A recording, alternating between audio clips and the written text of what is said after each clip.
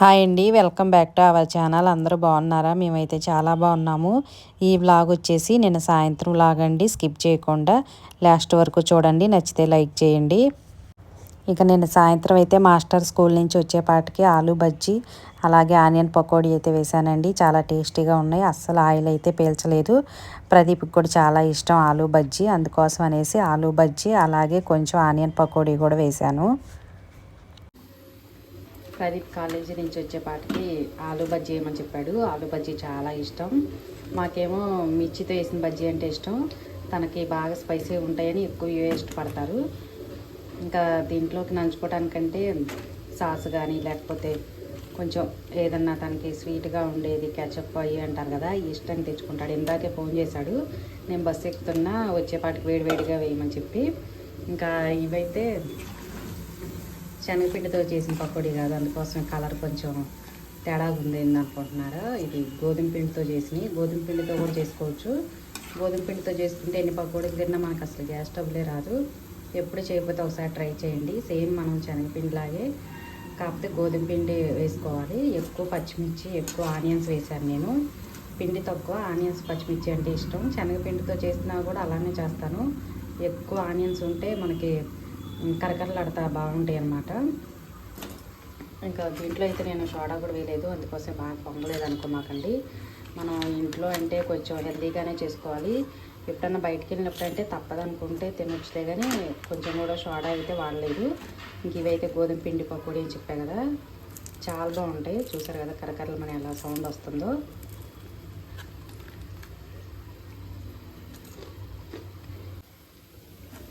అసలు ఆయిల్ కూడా పీల్చవు. శనగపిండి కన్నా కూడా గోధుమ పిండితోనే మాకు బాగా ఇష్టం.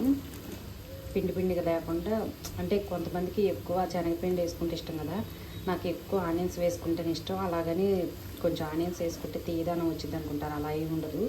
కొంచెం స్పైసీ కోసం ఎక్కువ పచ్చిమిర్చి వేసుకుంటే బాగుంటాయి. చూసారు కదా ఎంత మంచిగా కరకరలాడుతున్నాయో. ఇలా కరకరలాడటం అంటే కొంతమంది ఇష్టపడతారు, కొంతమంది కొంచెం సాఫ్ట్గా ఉంటే ఇష్టపడతారు. సాఫ్ట్గా కావాలంటే శనగపిండితో చేసుకోవచ్చు, లేకపోతే ఎప్పుడు రొటీన్ లాగా అనిపిస్తే మీరు ఎప్పుడన్నా ఒకసారి ఇట్లా గోధుమ పిండితో చేసుకోవచ్చు.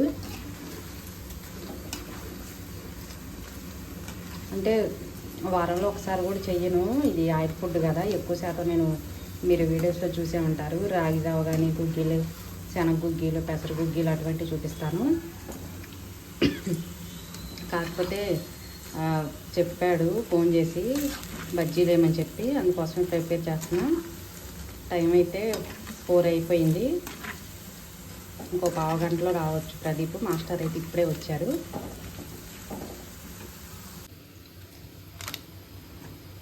సోడా కొంచెం అయిపోయినా కూడా మంచిగా పొంగిని.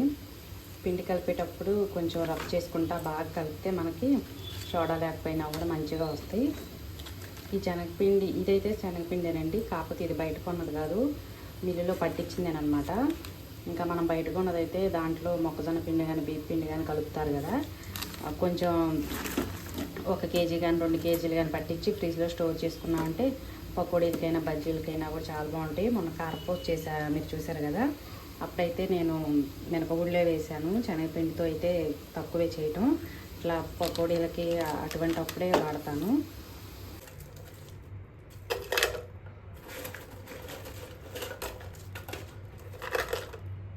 మాస్టర్ స్కూల్ నుంచి వచ్చారు, వేడివేడిగా తినేస్తారు.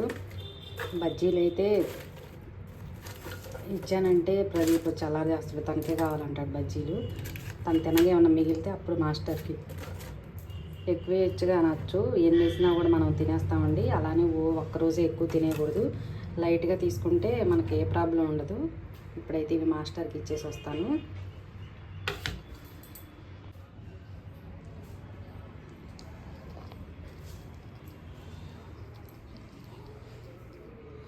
టేస్ట్ చూసి ఎలా ఉన్నాయో చెప్పు.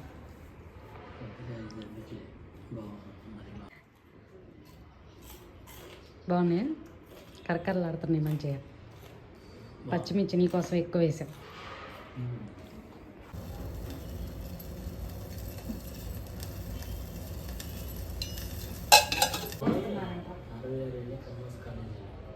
గవర్నమెంట్ మారిందిగా ఇప్పుడు మన స్టేట్కి కూడా వస్తున్నాయి. అంతకుముందు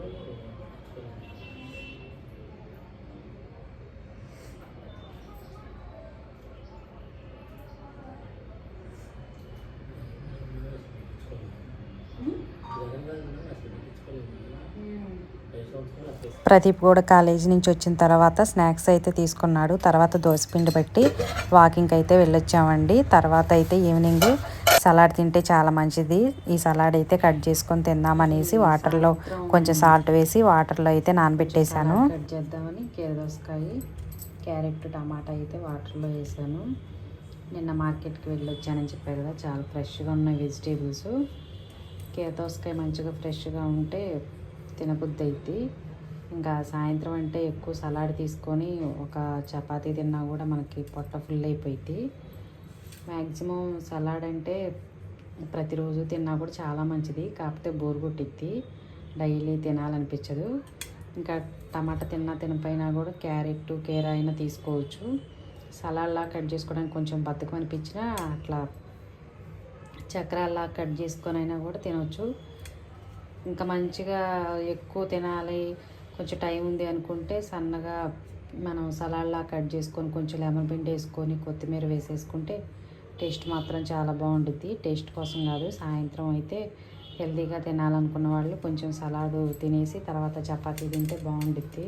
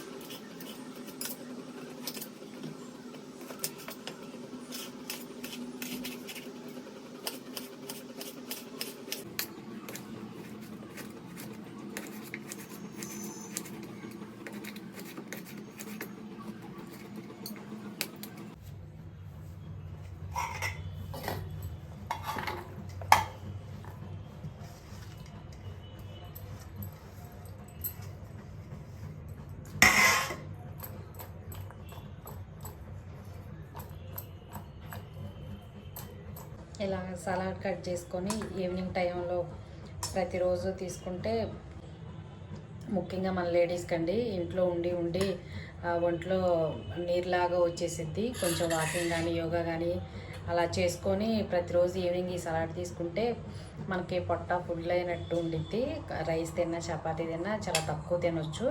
అలాగే వెజిటేబుల్స్ తింటే రక్తహీనత ప్రాబ్లం ఉన్న వాళ్ళకి కూడా తగ్గిపోయిద్దండి. అందరికీ తెలుసు, కాకపోతే టైం ఉండదని లేకపోతే రేపు చేసుకుందాంలే అని మన ఆరోగ్యం అయితే నిర్లక్ష్యం చేస్తూ ఉంటాము. ఇంకా మ్యాక్సిమం వారంలో 2-3 రోజులైనా కూడా తింటే చాలా మంచిది. బ్లడ్ తక్కువ ఉన్నా, కొంచెం కాళ్ళ నొప్పులు ఉన్నా, అటువంటివి ఉన్నా కూడా ప్రాబ్లమ్స్ అన్నీ తగ్గిపోతాయి.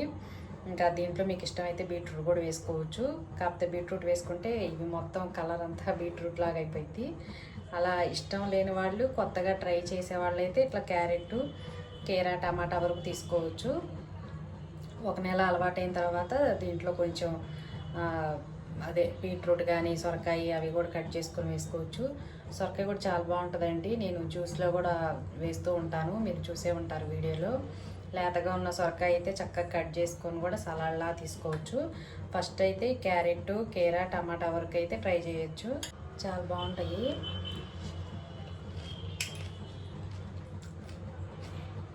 ఇంకా మీకు ఇష్టమైతే దీంట్లో పెరుగు కూడా వేసుకోవచ్చు. పెరుగు వేసుకొని లెమన్ వేసుకుంటే చాలా బాగుంటుంది. మేము మధ్య సత్యనారాయణ ఆశ్రమానికి వెళ్ళాం కదా, అక్కడైతే మాకు ఎక్కువ ఈ సలాడ్ ఇచ్చేవాళ్ళు. దీంట్లో కొంచెం పెరుగు, లెమను, సాల్ట్ అంటే వాళ్ళు అసలు వాడరు కదా, కొత్తిమీర వేసి ఇచ్చేవాళ్ళు. ఎంత సలాడ్ తిన్నా కూడా ఇంకా తినాలనిపించేది, అసలు బోరు కొట్టేది కాదు. మీరు కూడా కొత్తగా చేసుకుంటే కొంచెం పెరుగు కూడా వేసుకుంటారు.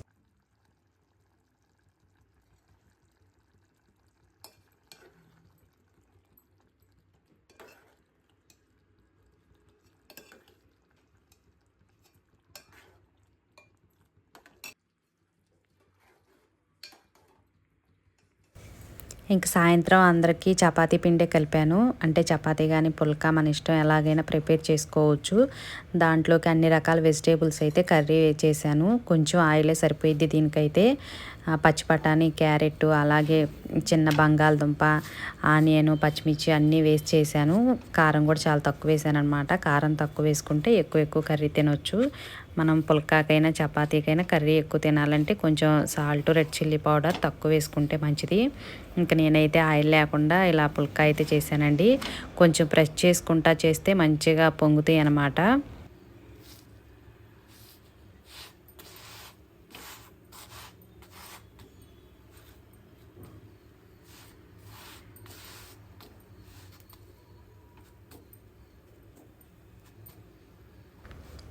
ఉదయం అలాగే మధ్యాహ్నం కొంచెం రైసు, మార్నింగ్ టిఫిన్ చేసిన, సాయంత్రం మాత్రం ఇట్లా పుల్కా కానీ రోటీ కానీ చేసుకొని తింటే హెల్త్కి చాలా మంచిది. కాకపోతే మనం కొంచెం బద్ధకంగా ఉండి చేసుకోండి.